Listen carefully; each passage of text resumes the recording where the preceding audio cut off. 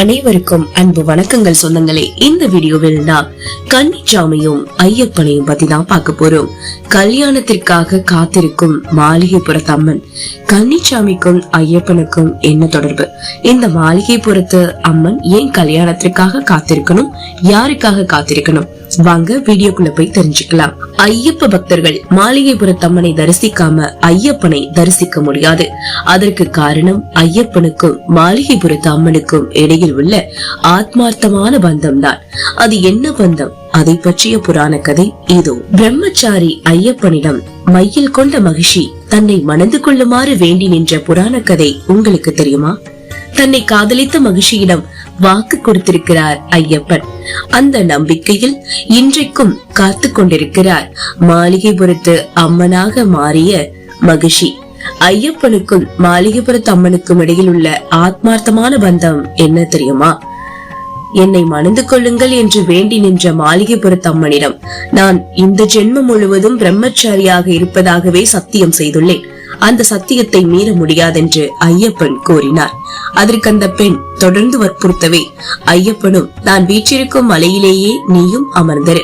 என்றைக்கு ஒரு கன்னிசாமியாவது என்னை காண வராமல் இருக்கிறாரோ அன்றைக்கு நான் உன்னை திருமணம் செய்து கொள்கிறேன் என்று வாக்குறுதி அளிக்கிறார்.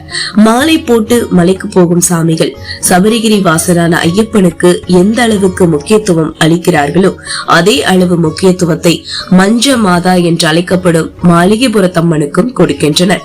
சபரிமலைக்கு வரும் அனைத்து ஐயப்ப பக்தர்களும் இந்த மாளிகைப்புறத்தம்மனை தரிசிக்காமல் ஐயப்பனை தரிசிக்க முடியாது.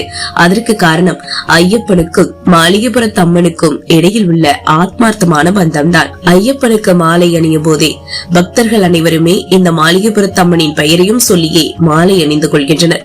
உண்மையில் இந்த மாளிகைப்புறத்து அம்மன் தான் ஐயப்பன் அவதாரம் உருவாக முழு முதற் காரணமாகும். மகிஷனின் தங்கை மகிஷிதான் இந்த மாளிகைப்புறத்து அம்மன். தேவர்களையும் முனிவர்களையும் கொடுமைப்படுத்தி வந்த மகிஷாசுரனை அன்னை பார்வதி துர்கா தேவியாக அவதரித்து அவனை வதம் செய்தார். தன்னுடைய அண்ணன் மகிஷாசுரனின் அழிவுக்கு தேவர்கள் தான் காரணம் என்பதை அறிந்த அவனது தங்கை மகிஷி தேவர்களையும் முனிவர்களையும் தொடர்ந்து கொடுமைப்படுத்தி வந்தார். இதனால் வேதனைப்பட்ட தேவர்களும் முனிவர்களும் மீண்டும் சிவபெருமானை சரணடைந்து முறையிட்டனர். தங்களை காத்துருள வேண்டுமென ஈசனிடம் வேண்டினர். மகிஷாசுரன் எப்படி தன்னுடைய மரணம் ஒரு பெண்ணால் ஏற்பட வேண்டும் என்று வரம் பெற்றிருந்தானோ அது போலவே மகிஷியும் தன்னுடைய மரணம் என்பது எம்பெருமான் ஈசனுக்கும் காக்கும் கடவுளான மகாவிஷ்ணுவுக்கும் பிறக்கும் குழந்தையால் தான் நிகழ வேண்டும் என்று வரம் பெற்றிருந்தார். அந்த குழந்தை 12 வயது பாலகனாக வரும் சமயத்தில் தான் நடக்க வேண்டும் என்றும் வரம் பெற்றிருந்தார். ஆணுக்கும் எப்படி குழந்தை பிறக்கும் என்ற அகங்காரத்தில் தனக்கு அழிவே கிடையாது என்று நினைத்தே தேவர்களையும் முனிவர்களையும் இம்சித்து வந்தாளாம் மகிஷி. ஆனால் நடப்பதெல்லாமே ஈசனின் திருவிளையாடல் என்பது மகிஷிக்கு தெரியாமல் போய்விட்டது. மகிஷியின் கொடுமை அளவுக்கு மீறி சென்ற போது மகாவிஷ்ணு மோகினி உருவம் எடுத்து ஐயப்பனின் அவதாரம் நிகழ்ந்தது. அதன் பின்பு நடந்தது நம் அனைவரும் அறிந்ததே. 12 வயது நிரம்பிய பாலகனான ஐயப்பன் தன்னுடைய தாயாரின் தலைவலி தீர புலிப்பால் கொண்டு வர காட்டிற்கு புறப்பட்டார். அங்கு ஐயனின் வரவிற்காக காத்திருந்த தேவர்கள் பொன்னம்பலமேட்டில் ஐயனை சந்தித்து அரக்கியான மகிழ்ச்சியால் தாங்கள் படும் துயரங்களை எடுத்து கூறி தங்களை காத்தருள வேண்டி நின்றனர்.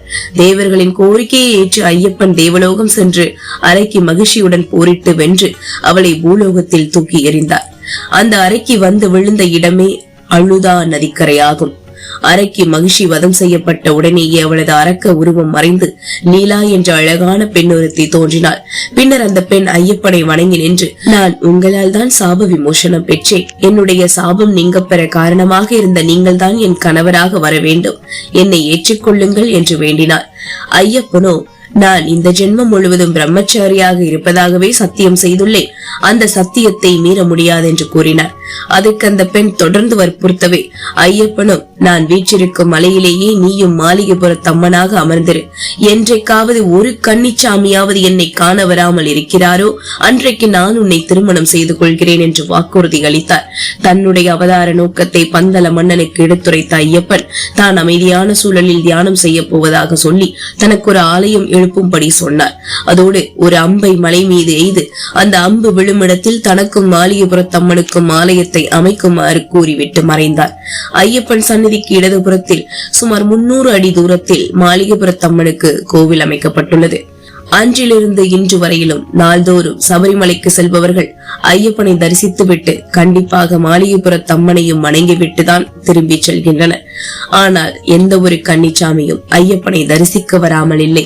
மாளிகைப்புறத்தம்மனும் ஐயப்பனை மணக்க ஆவலோடு இன்று வரை காத்திருக்கிறார். ஐயப்ப பக்தர்கள் மாளிகைப்புறத்தம்மனை தரிசிக்காமல் ஐயப்பனை தரிசிக்க முடியாது என்பதனையும், அதற்கு காரணமான ஐயப்பனுக்கும் மாளிகைப்புறத்தம்மனுக்கும் இடையிலுள்ள ஆத்மார்த்தமான பந்தத்தை பத்தியும் இந்த புராண கதை வாயிலாக தெரிஞ்சிருப்பீங்க நம்புறேன். உங்களுக்கு ஐயப்பனை பிடிக்கும்னா லைக் பண்ணுங்க, இந்த கதையை நிறைய பேருக்கு ஷேர் பண்ணுங்க. மேலும் இது போன்ற வீடியோக்களுக்கு நீங்க நம்மளுடைய சேனலை சப்ஸ்கிரைப் பண்ணி சப்போர்ட் பண்ணுங்க. மீண்டும் சந்திக்கலாம் சொந்தங்களே. நமது சந்திப்புகள் அனைத்தும் சந்தர்ப்பமாகும் பொழுது அதுவரை நன்றி, வணக்கம்.